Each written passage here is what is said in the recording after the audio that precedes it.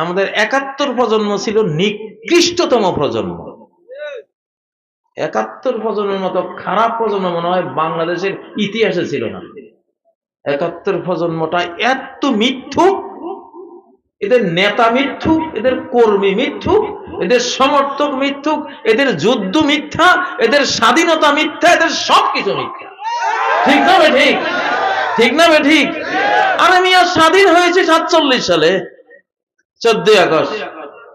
বাংলাদেশিরাই ৬০ ভাগ যুদ্ধ করেছে পাকিস্তান রাষ্ট্র তৈরি করার জন্য, আর পাঞ্জাবি পাঠানরা করেছে ৪০ ভাগ। আমাদের শেরে বাংলা ফজলুল হক সহ শেখ মুজিবও ছিল এই আন্দোলনে, সমস্ত আলিম ওলামারা মিলে অধিকাংশ সংগ্রাম চেতনা দিয়েছে কারা? এই বাংলাদেশিরা। সেটা কি স্বাধীন রাষ্ট্র ছিল না? সেটা কি ছিল? তুমি তো জোহর পড়ছই, এখন আবার কি পড়ো এটা? হ্যাঁ, তুমি তো জোহর তো পড়ছো, ফরজ তো পড়ছো, আবার জোহরের নিয়ত এটা কি? শয়তানি না? শয়তানি না? তুমি তো আসর পড়ছো, ফরজ তুমি তো পড়ছো, আদায় হয়ে গেছে কিনা? আসর তো পড়ছো, এখন আবার তুমি ১ ঘন্টা পরে সূর্য ডুবো ডুবো এই সময় আবার আবার তুমি কইতেছো আবার আসর পড়বো, এটা কি? হ্যাঁ, তুমি যে ৪৭-এ স্বাধীন হইলা, ৭১-এ আবার পুরাটাই পিলখানার মতো ভারতীয় চক্রান্ত ছিল, পুরাটাই আগরতলা ষড়যন্ত্র মামলা, সঠিক মামলা ছিল। এই দেশ এই জাতিকে খুন করেছে ৭১-এ ভারত আর আওয়ামী লীগ মিলে। ঠিক না কি? পিলখানা দেখাইছে যে এরা বিদ্রোহ করেছে, ডালভাত বিদ্রোহ, শয়তানি কথা। এটা কয়েক বছর থেকে ওই যে বড়াই বাড়িতে ওরা মার খেয়েছে, বড়াই বাড়ি কয়েকশো বিএসএফ মারা পড়ছে না, ওই যে ১১ জন সৈনিক যাদের হাতে এত বড় কিয়ামত হয়েছিল, ওদের ২-৪ জন আমার সাথে ছিল জেলখানায়। তা আমি ওদেরকে প্রশ্ন করলাম যে আপনারা তো বড়াইবাড়ির যুদ্ধে ছিলেন, আসলে ঘটনাটা কি হয়েছিল?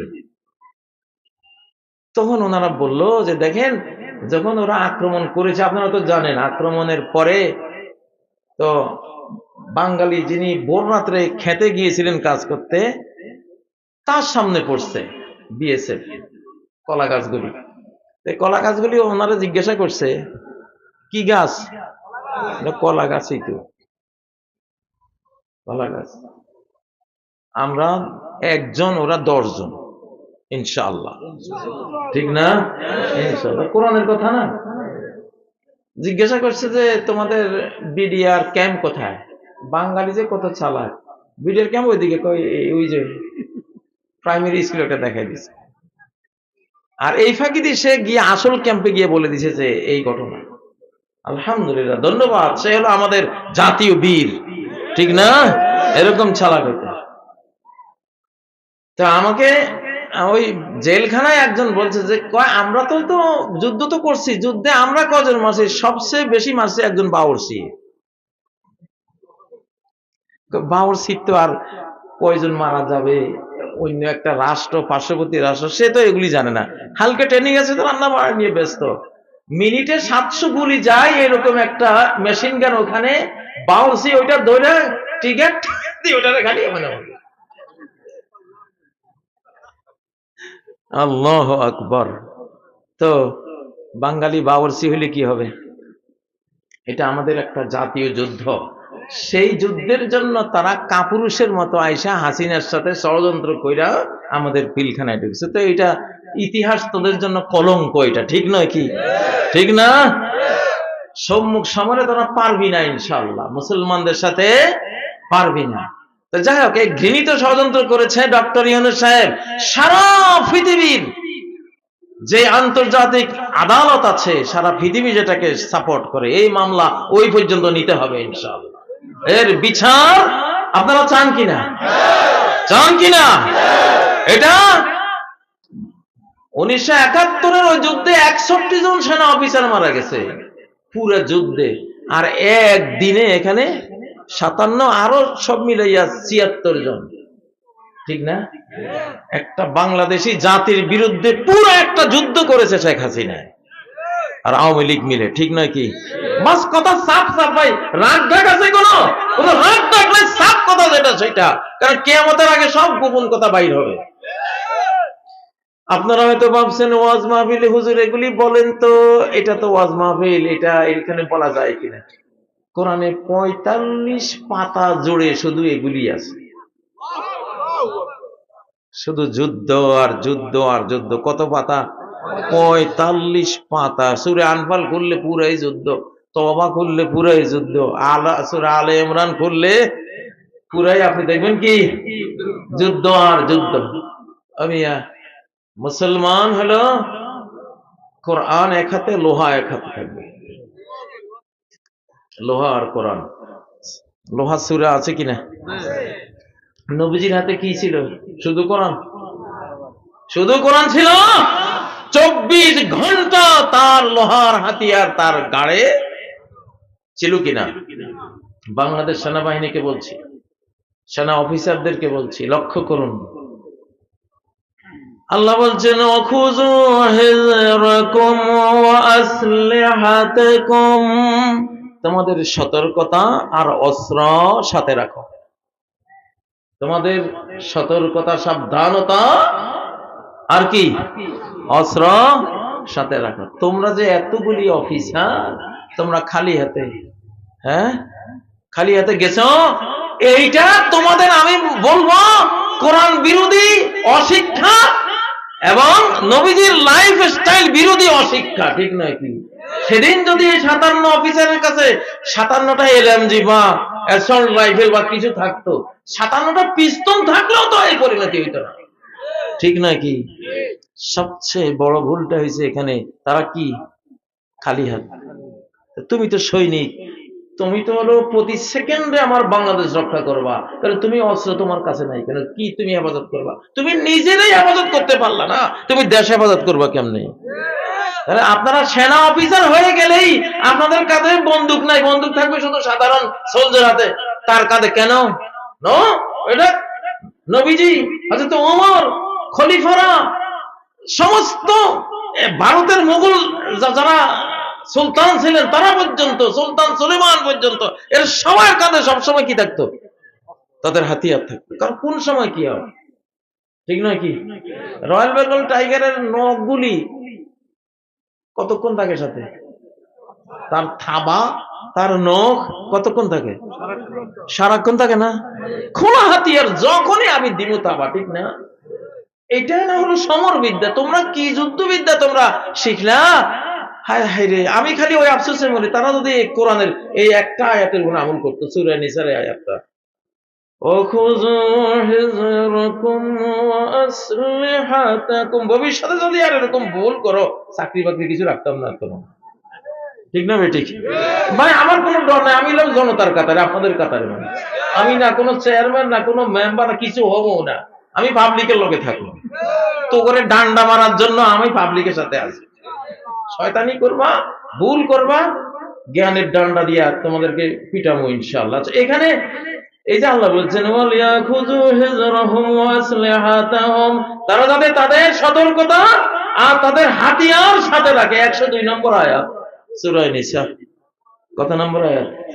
ওয়ালিয়াখুযু হিযরাহুম ওয়া আসলিহাতাহুম, যত রকমের তোমাদের দূরবীন, তোমাদের থার্মাল যন্ত্রপাতি লাগবে, সব সতর্কতার, যত রকমের ড্রোন, ক্যামেরা ট্যামেরা যা লাগবে সব সেট, কোনখানে কে কি করতেছে এগুলি নজরে রাখবো, আর হাতিয়ার রেডি নাকি?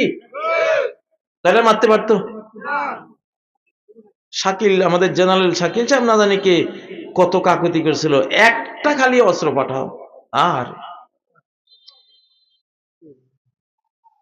100 বছর কানলেও কান্না তো থামবে না। এত বড় একটা দুঃখের জিনিস আছে, কিন্তু কান্না করলে তো দুর্বলতা আসে, এই জন্য শক্ত হয়ে গেছি, পাষাণ পাষাণ।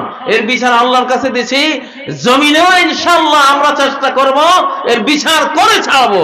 আপনারা সমর্থন করেন? কারা কারা সমর্থন করেন? দাঁড়ায় আমার সমর্থন জানা। ডক্টর ইউনূস দেখো, নারে তাকবীর, নারে তাকবীর। বসেন ইনশাআল্লাহ। ও ভাইরা, যেগুলি ভারতের বন্ধু এগুলি বাংলাদেশের শত্রু। সাফ কথা ডক্টর ইউনূস সাহেব, সকল ভারত বন্ধু বাংলাদেশের শত্রু, জঘন্য শত্রু, সাফ কথা। এগুলির বিচার করেন, বিচারের পরে আমরা যদি ভুল পাল্টাইতে হয় তখন পাল্টাবো, ঠিক না? সকল ভারত বন্ধু বাংলাদেশের শত্রু। কোন ভারত বন্ধুকে বাংলাদেশের কোথাও চেয়ারে আমরা রাখবো না ইনশাআল্লাহ। আপনারা রাজি আছেন? আমি এটার ঘোষণা দিয়ে গেলাম ইনশাআল্লাহ, আল্লাহর উপর তাওয়াক্কুল করে দিয়ে গেলাম ইনশাআল্লাহ। আমাদের এই কোরআনের মুখ দিয়ে যেটা বাইর হয় ওইটা আল্লাহ বাহির করেন। আমরা চাইলেই একটা কথা আসে না, বহু চেষ্টা করি অনেক সময়। আজকে এখানে আসার আগে সম্পূর্ণ ভিন্ন ওয়াজ কল্পনা করিয়েছি, ওগুলি একটাও নাই আমার মুখে, ওগুলি একটাও নেই। আল্লাহ আল্লাহ বলেন তুই খালি যাস না, তুই তোর কথাটা আমি কম। আল্লাহর ইসমে আজম পড়ে দোয়া করে আল্লাহর সাথে চুক্তিবদ্ধ হয়ে তারপরে এগুলি চেয়ারে বসি। আমরা এমনি বসি না। আপনারা হয়তো ভাবেন মনে আসছে, নো, একটা কথাও ওনার পারমিশনের বাইরে মুখ দিয়ে আসবে না, একটা কথাও না ইনশাআল্লাহ। তাহলে সকল ভারত বন্ধু বাংলাদেশে, এগুলি কি বাংলাদেশে নির্বাচন তো আইতে আছে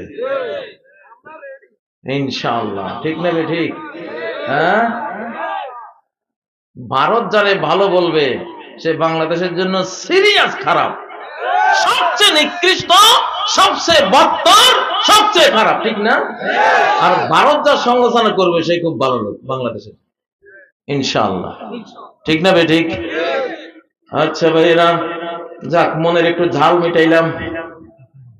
ওই যে হাদিসটা, আবুসুল ইলমা ফি আখিরিজ জামান, আমার কোরআনের জ্ঞান যখন বন্ধ করার জন্য বিশ্বব্যাপী শয়তান, মানুষ শয়তান, জিন শয়তানরা ব্যবস্থা নেবে, আমি আল্লাহ তাদের অজান্তে একটা ব্যবস্থা নেব।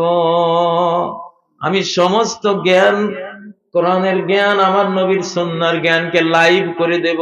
আবশ্য কি আজীব, কি আশ্চর্য, বিস্ময়কর শব্দ। আরবিতে লাইভ প্রোগ্রামকে বলে আল বাসুল মুবাশির, আল Basul Mubashir, live programme.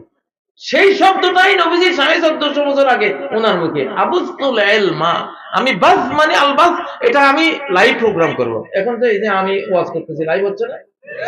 Live হচ্ছে না? এখন একটা আলেম 1 কোটি আলেমের সমান, আরো বেশি। 1 কোটি আলেমে আগে ওয়াজ করে না হয় 1 কোটি লোকের শোনাইতো, এখন একজন আলেমে বসে 100 কোটি মানুষকে শোনাইতে পারে, ঠিক না? ঠিক। তাহলে জ্ঞান লাইভ হয়ে গেছে না ইনশাআল্লাহ। আবুসুল ইলমা ফি আখিরিজ জামান, আল্লাহর কোরআনের 25 লক্ষ হাফেজ এই বাংলাদেশে আল্লাহ দিয়েছে, আরো 1.5 কোটি পাইপ লাইনে আছে আলহামদুলিল্লাহ। এই জন্যই এত বড় সৌভাগ্য পাইছেন। টের পান না? এবারের বর্ষাটা হয়েছে 52 বছরের মধ্যে সেরা লম্বা বর্ষা, আমার শিশুকালের বর্ষা আমি দেখছি। এবার সারা বাংলাদেশে বৈশা মাছ, কাজকি মাছ, মেনি, চাকি, শোল সব জিনতে হয়ে গেছে। আগের মাছগুলি সব ফেরত আইছে, কারণ আমাদের থেকে উত্তম কে বলবে? আমরা তো মাহফিলে যাই, কমবে সব মাহফিলে দেখি, আরে এই মাছটা তো হারাই গেছিল, এইবার ফেরত আইছে। আকাশের সুন্দর বৃষ্টিতে জমিন আল্লাহ পরিষ্কার করে দিয়েছে, পরিষ্কার কীটনাশক গুলি সাগরে নিয়ে ফেলাই দিয়েছেন। এখন আগের যুগের মতো ইনশাআল্লাহ সামনের বছরগুলো দেখবেন প্রচুর দেশি মাছ, মাছে আর পানিয়ে একবার একাকার হয়ে গেছে, দেখবেন ইনশাআল্লাহ। ইনশাআল্লাহ, ঠিক না?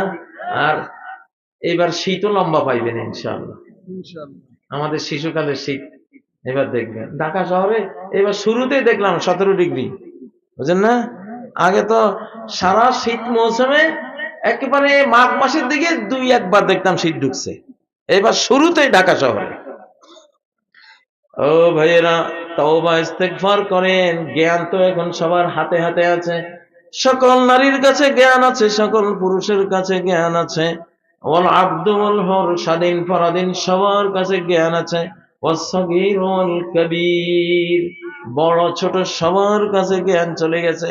আল্লাহ বলেন ফাইজা ফাআলতু যালিক, আমি যখন ঘরে ঘরে জনে জনে জ্ঞান পৌঁছে দেব, আখাযতু বিহাক্কি আলাইহিম, তখন তাদের উপরে আমার যে হক, আমার কোরআনের শাসন, আমার কোরআনের উপরে জীবন চালানো, যে হকটা আমার পাওনা, এটা আমি আদায় করব। কে আদায় করবে? কোরআনের উপরে